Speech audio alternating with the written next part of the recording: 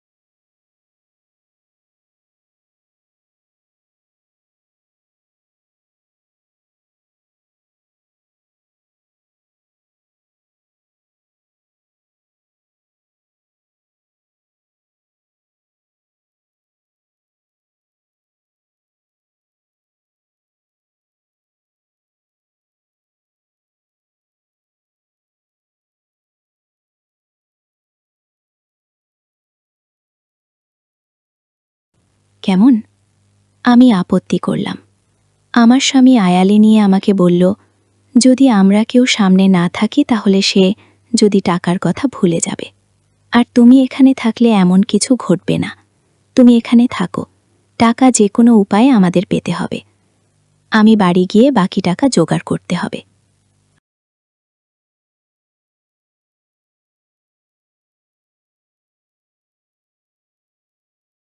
আর তুমি বুঝিয়ে শুয়ে বেশি টাকা নিতে পারবে কিনা দেখবে।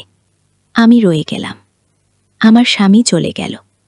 আমার স্বামীকে গাড়িতে তুলে দিয়ে 1 ঘন্টার মধ্যে দেবর ফিরে আসলেও দিনে কোনো প্রকার দুষ্টুমি করেনি। রাত হল। সেই রাতের কথা কিছুক্ষণ পর বলছি। রাত প্রায় 9টা বাজল। আমরা রাতের খাওয়া দাওয়া ছেড়ে নিলাম। এবার ঘুমানোর পালা। আমি আমার শিশু সন্তানকে পাত্রে দুধ খাওয়াই ঘুম পাড়িয়ে নিলাম। আমি বিছানায় গিয়ে শুনলাম দেবর টিভি অন করে সোফায় আরাম করে বসল। বসে আমায় ডাকল, ভাবি, সোফায় আসো। আমি কোনো জবাব না দিয়ে বিছানায় শুয়ে রইলাম। একবার আমাকে ডেকে সাড়া না পাওয়ায় সোফা হতে উঠে আসলো এবং আমাকে ভাবি বলে ডাকতে লাগল। আমি সাড়া না দিয়ে পারলাম না। বললাম, অনেক রাত হয়েছে, ঘুমিয়ে পড়ো। এরপর সে বিছানায় গিয়ে শুয়ে পড়ল। কতক্ষণ ঘুমালাম জানি না। আমার ঘুম ভেঙে গেল। আমার ঘুম ভাঙলে আমি তাকে বুঝতে দিলাম না। বুঝতে পারলাম ঘুমের মধ্যে কী ঘটনা ঘটে গেছে। ভাবলাম আর থাকব না, চলে যাব। তাই সকালে নাস্তা খেয়ে রেডি হলাম। তখনই মনে হলো, এভাবে চলে গেলে স্বামীর টাকা জোগাড় হবে কিভাবে। নানান কথা ভাবতে ভাবতে সকাল 9টায় আমাকে একটা মোবাইল ফোন দিয়ে দেবর বলল, অফিস হতে আমি যোগাযোগ করতে পারি। তাই এটা দিলাম। এই বলে সে অফিসে চলে গেল। আমি একা তার পথ চেয়ে বসে রইলাম। অফিসে চলে যাওয়ার পর আমি সম্পূর্ণ একা বসে বসে টিভি দেখছিলাম। দরজায় কড়া নাড়ল। দরজার পাশে গিয়ে জিজ্ঞেস করলাম, কে? বাহির হতে জবাব এলো, আমি কাজের বুয়া। খুলে দিলাম। বুয়া পাকশাক সব শেষ করে আমার কাজ হয়ে গেছে বিদায় নিয়ে চলে গেল। আমি আবার টিভি দেখায় মগ্ন হলাম। বেলা প্রায় 1টা বাজল।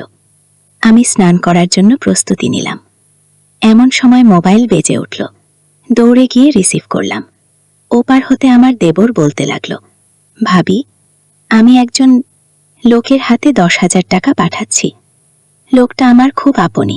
আপনি একটু ভালো করে মেহমানদারি করবেন। চা নাস্তা যা চায় তা দেবেন। কোনো কার্পণ্য করবেন না, বুঝলেন? টাকাগুলো আপনার জন্য। আমি ঠিক আছে বলে ফোন রেখে দিলাম। আমি আবার টিভি দেখার জন্য সোফায় বসলাম। টিভিতে একটা ইংলিশ সিনেমা চলছে। এমন সময় দরজায় কড়া নাড়ার শব্দ হলো। দরজা খুলে দিলাম। এ কি দেখছি?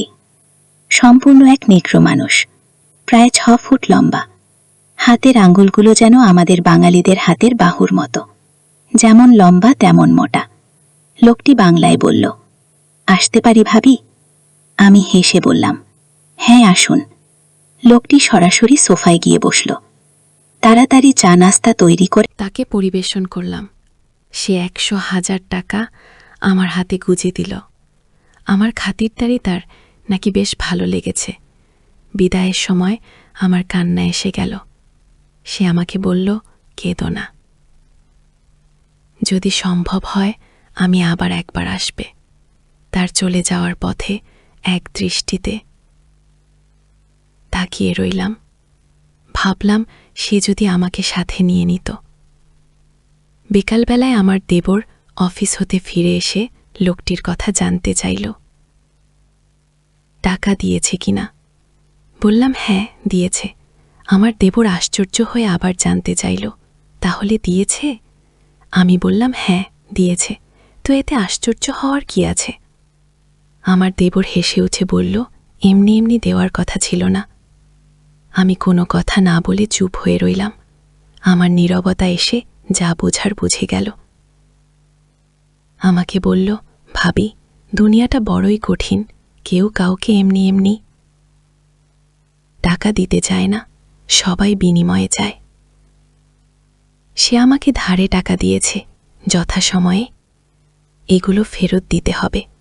আমি তোমাদের টাকা, প্রয়োজনের কথা এবং তোমার উপস্থিতির কথা সব জানিয়েছিলাম।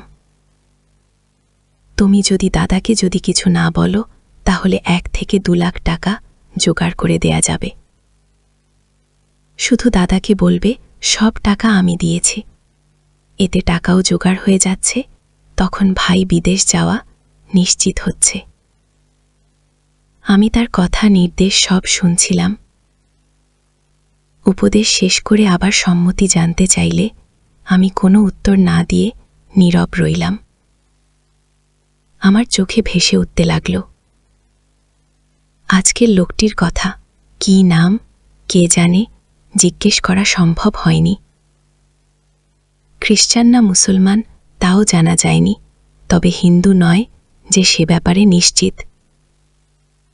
আমার দেবর আমার সম্মতি আবার স্পষ্ট করে জানতে চাইলে বললাম, আমি কি বলবো, তুমি যা ভালো মনে করে তাই করতে পারে।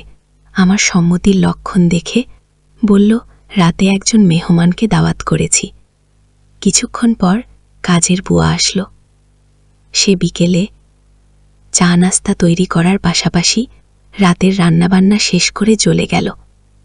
কে আসছে, কেমন হবে, লোকটির মনের ভেতরে একটা চঞ্চলতা কাজ করতে লাগল। রাত 9টা বাজলেই আমি দেবরকে বললাম, খেয়ে নেবে না মেহমানের জন্য অপেক্ষা করবে? বলল, না, মেহমান কে আসবে, চলো আমরা খেয়ে নিই। আমরা খেয়ে নিলাম। আমরা বসে বসে টিভি দেখছি। প্রায় রাত 10টা। দরজায় খটখট আওয়াজ শুনলাম। বুঝলাম মেহমান এসে গেছে। আমার দেবর দরজা খুলে দিল। মেহমান ঘরে ঢুকে জানতে চাইল, তোমার ভাবি কই? দেবর বলল, ভিতরে আছে। দুজনে একসাথে আমি যে ঘরে আছি সে ঘরে চলে গেল। দেবর তার সাথে আমাকে পরিচয় করিয়ে দিল। লোকটি দেবরকে উদ্দেশ্য করে বলল, তোমার ভাবিকে তো দেখতে দারুণ লাগছে। আমি 1 মিনিট টিভির দিকে তাকিয়ে আছি। সকালে ঘুম হতে উঠে ফ্রেশ হলাম। তারপর দুজনে চা নাস্তা খেলাম।